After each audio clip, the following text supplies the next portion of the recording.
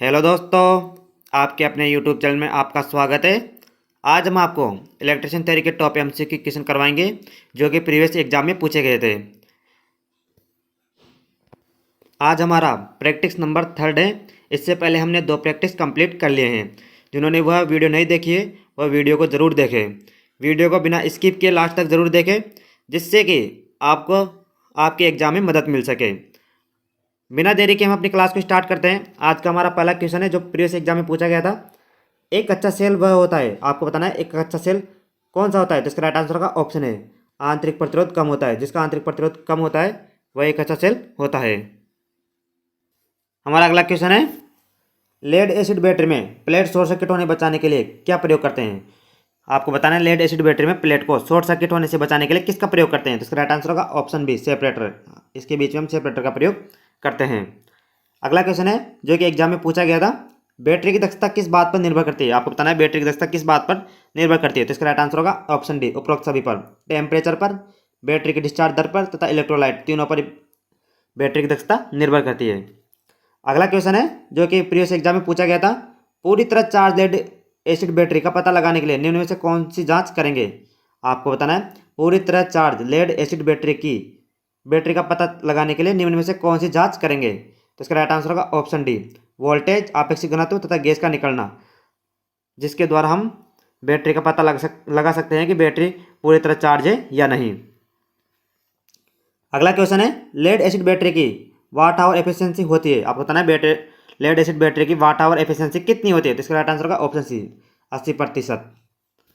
अगला क्वेश्चन है, निम्न में से आवेश का प्रतीक चिन्ह है। आपको बताना है आवेश का प्रतीक चिन्ह क्या होता है। तो इसका राइट आंसर होगा ऑप्शन सी क्यू, जो कि आवेश का प्रतीक चिन्ह है। अगला क्वेश्चन है, एक 250 वाट हीटर 15 मिनट तक 230 वोल्ट सप्लाई पर चलने से कितनी ऊष्मा जूल उत्पन्न करेगा। इसका राइट आंसर होगा ऑप्शन बी।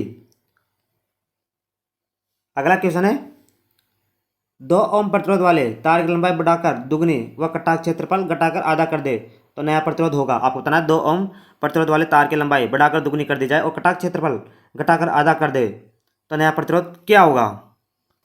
इसका मान निकालने के लिए R बराबर रो इंटू एल अपॉन ए का सूत्र का प्रयोग करेंगे। एल का मान दुगना हो रहा है और कटाक्ष क्षेत्रफल का मान आधा कर रहे हैं, तो यह हो जाएगा 4 ओम, लेकिन ओम का मान है 2 ओम। तो इसका राइट आंसर हो जाएगा ऑप्शन सी 8 ओम। तो नया प्रतिरोध का मान टोटल 8 ओम हो जाएगा। अगला क्वेश्चन है, निम्न में से ताप गुणांक का प्रतीक चिन्ह है। आपको बताना है निम्न में से ताप गुणांक का प्रतीक चिन्ह क्या होता है। तो इसका राइट आंसर होगा ऑप्शन बी अल्फा। अल्फा जो कि ताप गुणांक प्रतीक चिन्ह होता है। अगला क्वेश्चन है, 1 किलोग्राम मीटर बराबर कितनी जूल होता है। आपको बताना है 1 किलोग्राम मीटर बराबर कितने जूल होता है। तो इसका राइट आंसर होगा option B 9.81 joule is the right answer. अगला क्वेश्चन है, निम्न में से कैलोरी किसका मात्रक है। आपको बताना है कैलोरी किसका मात्रक होता है। तो इसका राइट आंसर होगा ऑप्शन सी उसमें ऊर्जा का मात्रक कैलोरी होता है। अगला क्वेश्चन है जो कि एग्जाम में पूछा गया था, लेड एसिड सेल का पूर्ण चार्ज अवस्था में विद्युत वाहक बल कितना होगा। आपको बताना है लेड एसिड सेल का पूर्ण चार्ज की अवस्था में विद्युत वाहक बल कितना होता है। तो इसका राइट आंसर होगा ऑप्शन सी 2.2 वोल्ट। अगला क्वेश्चन है, 6 सेल प्रत्येक 1.5 वोल्ट को श्रेणी क्रम में जोड़ते समय बोल 1 से एक सेल विपरीत दिशा में जुड़ जाए तो कुल वोल्टेज क्या होगी। तो इसका राइट आंसर होगा ऑप्शन बी 6 वोल्टेज जिसकी कुल वोल्टेज होगी। अगला क्वेश्चन है, मध्यम वोल्टेज के बिल कितने वोल्ट तक बनाए जाते हैं। आपको बताना है मध्यम वोल्टेज के बिल जो कि कितने वोल्टेज तक के बनाए जाते हैं। तो इसका राइट आंसर होगा ऑप्शन ए यह 650 वोल्टेज तक बनाते हैं। आपको ध्यान रखना मध्यम वोल्टेज के बिल जो कि 650 वोल्ट तक बनाए जाते हैं। अगला क्वेश्चन है, एल्यूमिनियम की वस्तु को जोड़ने के लिए किस सोल्डर का प्रयोग किया जाता है। बहुत इंपॉर्टेंट क्वेश्चन है। आपको बताना है एल्यूमिनियम की वस्तु को जोड़ने के लिए किस सोल्डर का प्रयोग किया जाता है। तो इसका राइट आंसर होगा ऑप्शन बी AlCaP प्रकार के सोल्डर का इसमें प्रयोग किया जाता है। अगला क्वेश्चन है, शुद्ध धातुओं का प्रतिरोध तापमान बढ़ाने से क्या होगा। आपको बताना है शुद्ध धातुओं का प्रतिरोध तापमान बढ़ाने से क्या होगा। तो इसका राइट आंसर होगा इसका प्रतिरोध का मान भी बढ़ेगा। Option A is the right answer. अगला क्वेश्चन है, तांबे का विशिष्ट प्रतिरोध लोहे की अपेक्षा होता है। आपको बताना है तांबे का विशिष्ट प्रतिरोध लोहे के अपेक्षा होता है। तो इसका राइट आंसर होगा ऑप्शन है 8 गुना कम। तांबे का विशिष्ट प्रतिरोध लोहे की अपेक्षा 8 गुना कम होता है। अगला क्वेश्चन है, बल्ब का जलना विद्युत धारा का कौन सा प्रभाव है। आपको बताना है बल्ब का जलना विद्युत धारा का कौन सा प्रभाव होता है। तो इसका राइट आंसर होगा ऑप्शन सी उसमें प्रभाव। यह विद्युत धारा का उसमें प्रभाव होता है। अगला क्वेश्चन है हमारा, परमाणु के नाभिक में पाए जाते हैं। बहुत इंपॉर्टेंट क्वेश्चन है, परमाणु के नाभिक में क्या क्या पाए जाते हैं। तो इसका राइट आंसर होगा ऑप्शन बी न्यूट्रॉन और प्रोटॉन जो कि परमाणु के नाभिक में पाए जाते हैं। अगला क्वेश्चन है, निम्न में से प्रतिरोधकता का प्रतिरेख है। आपको बताना निम्न में से प्रतिरोधकता का प्रतीक क्या है, तो इसका राइट आंसर होगा ऑप्शन सी, रो। रो जो कि प्रतिरोधकता का प्रतीक होता है।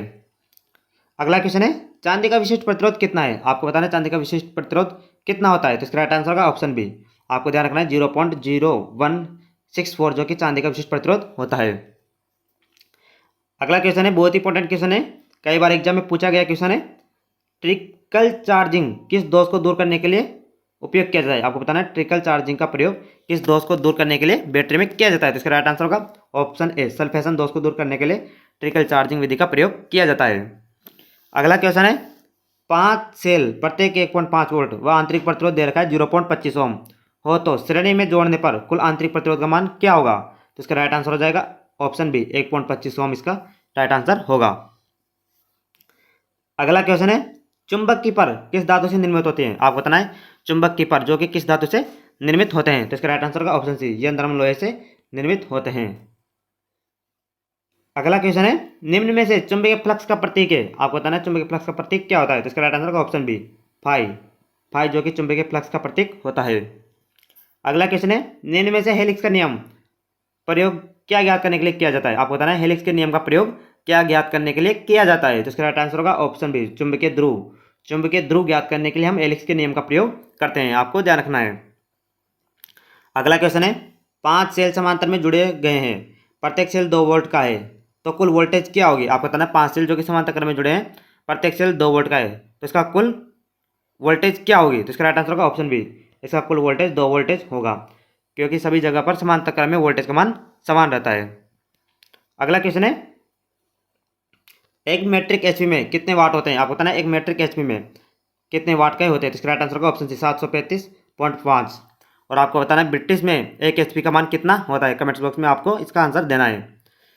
अगला क्वेश्चन है, अचालक ई वृक्क का तापमान सहन क्षमता होती है, आपको बताना है अचालक ई वृक्क का तापमान सहन क्षमता कितनी होती है, तो इसका राइट आंसर होगा ऑप्शन सी, 120 डिग्री सेंटीग्रेड इसके तापमान की सहन क्षमता होती है।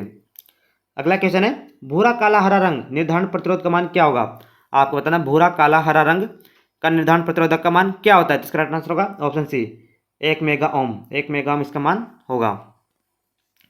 अगला क्वेश्चन है, समान प्रयुक्त वोल्टता पर कौन सा लैंप अधिक करंट देगा? आपको बताना है समान प्रयुक्त वोल्टता पर कौन सा लैंप अधिक करंट देगा, तो इसका राइट आंसर होगा ऑप्शन ए, 100 वाट का लैंप जो कि अधिक करंट देगा। अगला क्वेश्चन है, लेड एसिड सेल में प्लेटों के बीच में क्या भरा जाता है? बहुत इंपॉर्टेंट क्वेश्चन है, आपको बताना है लेड एसिड सेल में प्लेटों के बीच में क्या भरा जाता है, तो इसका राइट आंसर होगा ऑप्शन बी, रेड लेड की लुगदी। रेड लेड की लुगदी का इसके बीच में प्रयोग किया जाता है। अगला क्वेश्चन है, निम्न में से फ्लक्स घनत्व का एसआई मात्रक क्या है? आपको बताना है फ्लक्स घनत्व का एसआई मात्रक क्या है, बहुत इंपॉर्टेंट क्वेश्चन है, इसका राइट आंसर होगा option C, weber per metre square. Weber per metre square इसका मात्रक होता है। अगला क्वेश्चन है, विद्युत चुंबकों के निर्माण में प्रयुक्त धातु है, तो इसका राइट आंसर होगा ऑप्शन है, नरम लोहे का। विद्युत चुंबकों के निर्माण में नरम लोहे का प्रयोग किया जाता है। अगला क्वेश्चन है, कॉर्क स्क्रू नियम का प्रयोग निम्न में से क्या ज्ञात करने के लिए किया जाता है? आपको बताना है कॉर्क स्क्रू नियम का प्रयोग निम्न में से क्या ज्ञात करने के लिए किया जाता है, इसका राइट आंसर होगा ऑप्शन बी, चुंबकीय क्षेत्र की दिशा ज्ञात करने के लिए हम कॉर्क स्क्रू नियम का प्रयोग करते हैं। अगला क्वेश्चन है हमारा, प्रेरित धारा उसी का विरोध करती है जिसके कारण वह पैदा हुई है, यह नियम किसका है? तो इसका राइट आंसर होगा ऑप्शन सी, यह है लेंज का नियम। लेंज के नियम के अनुसार प्रेरित धारा उसी का विरोध करती है जिस कारण वह पैदा होती है। अगला क्वेश्चन है, निम्न में से 1 वेबर का मान होता है, तो इसका राइट आंसर होगा ऑप्शन बी, 1 वेबर बराबर 10⁸ मैक्सवेल होते हैं।